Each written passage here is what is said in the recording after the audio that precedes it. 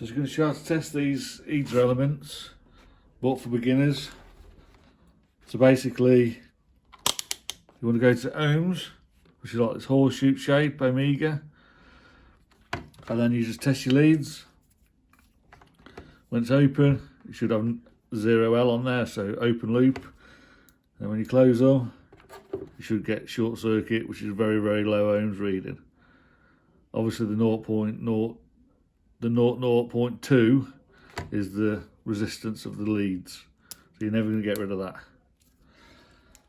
So basically, you've got two elements, 1, 2, and depending on which micro switches are activated, that activates either 1 or 2 elements at the same time.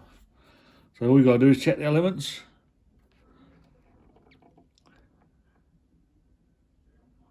So that one's reading 12.5 ohms. That is about right. You can check the specs in the manual, but in my experience that is good.